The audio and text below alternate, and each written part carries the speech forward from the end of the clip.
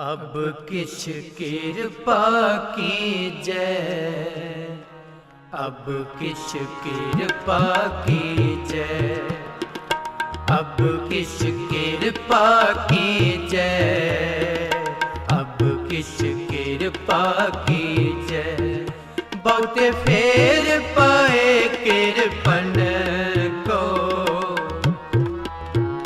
बहुत फेर पाए कृपन को, अब किस कृपा कीजै, अब किस कृपा कीजै, अब किस कृपा कीजै, अब किस कृपा कीजै। बहुत फेर पाए कृपन को,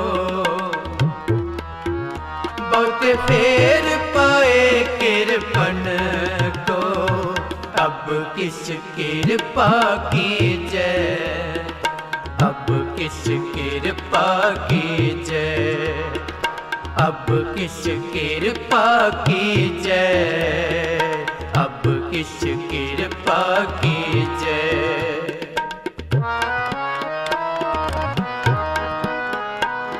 बेदी साहब क्या कहना चाहेंगे, ये जो कोरोना महामारी आई है?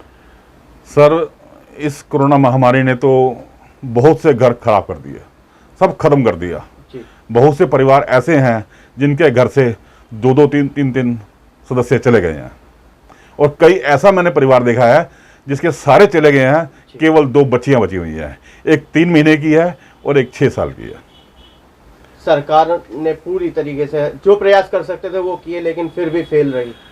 सरकार के अंदर सरकार ने जो भी काम किया कर रही है, लेकिन जो कुछ लोग ऐसे हैं जो ब्लैक मार्केटिंग वाले, उनकी वजह से सारा ये काम रुका हुआ है। क्योंकि जो आपदा में अफसर ढूंढ रहे हैं। हाँ जी, हॉस्पिटल वालों ने मन मर्जी कर रखी है। हॉस्पिटल ने पूरी मर्जी कर रखी है।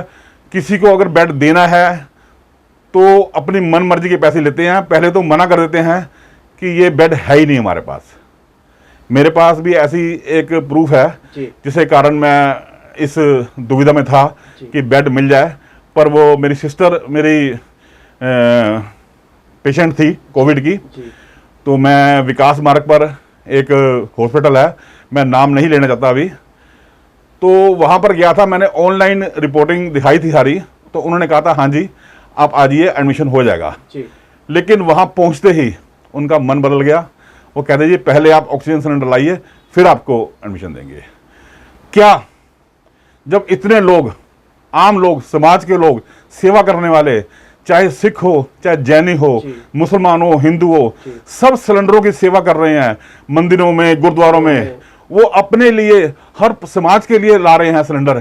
क्या हॉस्पिटल वाले अपने लिए सिलेंडर नहीं ला सकते? गवर्नमेंट तो उनको पहले देगी, क्यों ऐसा कर रहे हैं वो?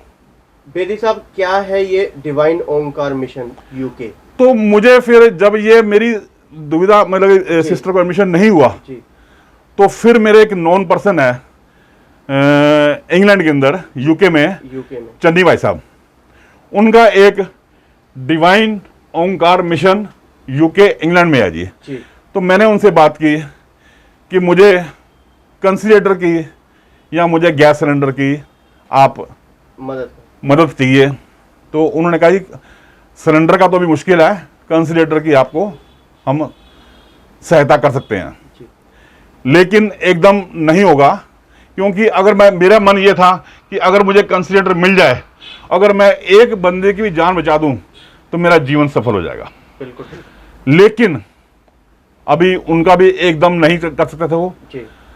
तो उन्होंने मुझे कहा कि पहले आप एक सूखे राशन की व्यवस्था कीजिए, और जो भी गरीब परिवार जिनकी रोजी रोटी नहीं चल रही, जो रोज मजदूर लेबर है, आप उनको राशन दीजिए। तो मतलब आपको जिम्मेदारी दी गई है? मैं एक सेवादार हूं, मुझे उन्होंने कहा जी आप सेवा कीजिए ये, और आपको पूरा सहयोग देंगे हम। तो आप आज से ये शुरू कर रहे हैं? आज से हम ये राशन बांटना शुरू कर रहे हैं। सूखा राशन? हाँ जी। राशन में क्या क्या आप दे रहे हैं? राशन में आटा, चीनी, चावल, मसाले, और ये ऑयल है जी, ये साबुन है, जो भी चाय पत्ती, जो भी रोजमर्रा की चीजें जी। हैं वो सभी हम देने की कोशिश कर रहे हैं, लगभग कितने लोगों को आप दे रहे हैं? जहां तक बाबा कराएगा। बहरहाल हालत सुधरते हुए नजर नहीं आ रही, अभी नहीं है, नहीं जी, अभी हालात बहुत ही खराब हैं। क्योंकि कहा जा रहा है तीसरी लहर तो और खतरनाक है। हाँ जी, हाँ जी। क्या गुजारिश करना चाहेंगे? मैं तो इन डिवाइन ओंकार मिशन का जो यूके इंग्लैंड में है, जी। इनका बहुत धन्यवाद करना चाहता हूँ कि मुझे उन्होंने सेवा दी है। सबसे पहले तो मैं चाहता हूँ कि इस वाहिगुरु जी का जी। और इनके आगे अरदास है जी मेरी कि इस महामारी से सब लोगों को दूर करे, और दूसरा ये मिशन वालों को जो मुझे सब सहायता दे रहे हैं, ये डिवाइन ओंकार मिशन ये शायद नई नहीं है, बहुत काम कर रही है। हाँ जी, चाहे सुंदर नगरी कोड़ी आश्रम की बात करें, वहाँ नवीनीकरण कराना हो, दवाइयों में हेल्प करनी हो, हाँ जी, या जरूरतमंदों को राशन पहुंचाना हो। हाँ, इनका एक रांची में भी हॉस्पिटल है, जी। वहाँ भी बहुत हेल्प कर रही है।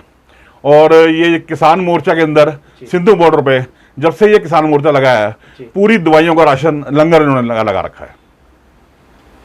मैं इनका बहुत ही आभार व्यक्त करता हूं कि डिवाइन ओंकार मिशन यूके जो इंग्लैंड में है, बहुत ही मैं तहे दिल से इनका शुक्राना करना चाहता हूं कि मुझे उन्होंने बहुत सहायता दी है, और ये चाहते हैं कि सबको रोजी रोटी मिले, जी। कोई भूखा ना सोए।